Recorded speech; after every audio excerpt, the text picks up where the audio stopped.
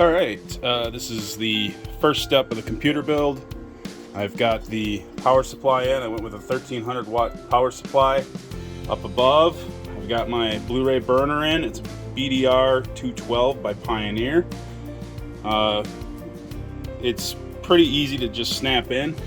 What you do is you just snap it into the front here. No screws required. And then the cabling will run down into the motherboard. Next step, we'll be dropping in the motherboard. And then I'll be adding all of my SSDs for my stripe. As you can see, I have plenty of bays. When I'm all done, there's going to be a total of 4 drives in this system. I also have to mount the cooling radiator and the cooling system, but I'll be doing that after I get the motherboard in. This is an AMD Ryzen 9 7950X.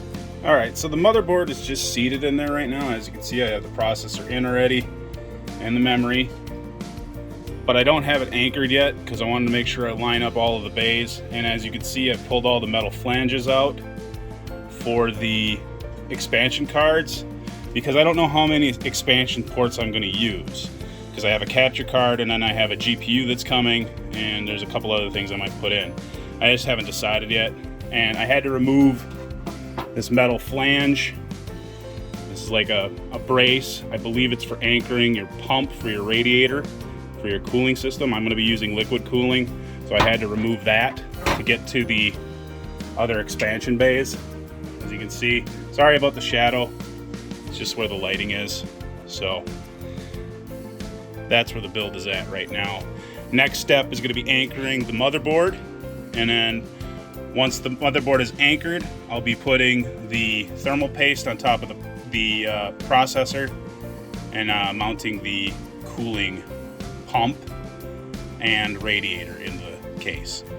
Excuse me. We've arrived at the installation of the radiator and the cooling pump. Now, there's a bracket that you have to assemble, and you can't really see it, but there's 4 anchors. You have to remove the regular plastic mounting bracket that would be used for a normal cooling fan, because this is a Ryzen 9. You want to use a little bit more sophisticated cooling system. I went with liquid cooling because you want to keep it in that 90 degrees Celsius sweet spot. Any hotter and you risk damaging the processor. And then over here for the AMD, there are 2 brackets you got to put on the pump. And then when you line those up, you're going to want to have the pump hoses right here in the 6 o'clock position, meaning pointing down towards the bottom of your case. And then that'll help keep you cool. Now the radiator, I'm going to mount in the top, up here somewhere, or I might mount it down here next to the power supply. You can't really see it, but it's behind the instruction manual there. So I've got a couple of options for where I'm gonna mount the radiator. All right, so we have the radiator installed, along with the dual fans that it came with. I installed it in the top of the case, like I said, because there was an upper rail, like right up in here, that you could mount it on. Now that required me to take the top off the computer, and I had to move this big cooling fan back.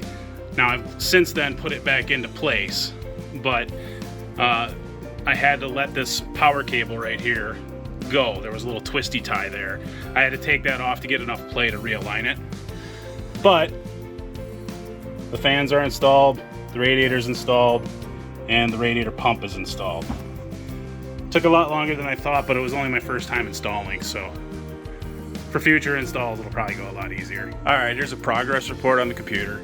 I've got the 3 hard drives that I'm going to use for a stripe installed. They're all SSDs. They're 4 terabytes a piece. So it's going to be a 12 terabyte stripe. This is going to be primarily a video editing computer. Very little gaming. And also I'll be using it for streaming. Now this is the system drive, also solid state. It's 2 terabyte. I've got it mounted in these removable brackets that would go in here. I also have the GPU finally. I'm going with a GTX 3090 24 gigabyte DDR drive, DDR6 or RAM, DDR6. I'll be installing that next. As you can see, I've run all my cabling. Now I just have to plug the drives in, put the brackets back in, and should be all good to go. It's a bit messy. I'll be cleaning it up before I'm done. I'm going to be running all the cabling through the back bracket here, so that way it's nice and clean. Alright, so this is the build. I got the video card in, and I got my capture card in for streaming. I also have the 4 hard drives in. They're kind of messy, but they're in there.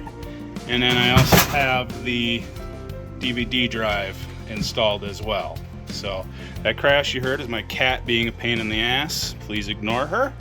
There's the pump. There's the fan and radiator assembly there. And then of course here's the top assembly with all the extra USB ports and the power switch and all the goodies there. Alright, there's the finished product, live and operational. I wish that I could have made my cabling a little bit cleaner, but there's a lot going on in there. As you can see, the pump, the cooling pump is working. It's right there on top of the processor. Then right below that is the video card. You can see my memory DIMMs right there, also lighted, which is kind of cool. And then right below the video card is my capture card for my gaming. So I'm very happy with the result.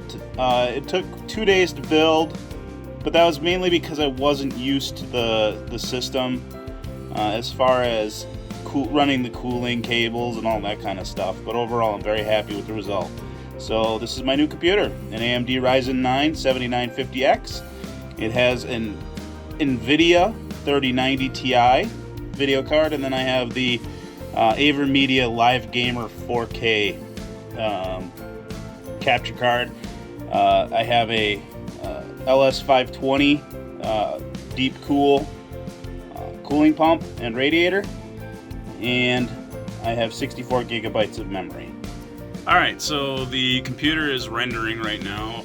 It's a labor intense process because I had a lot of visual effects, but as you can see, the way that it's set up, the operating temperature on this under load was only about 36 degrees Celsius, and the processor only used about 20% of all 16 processors that are on the core. So, so far the system is working great.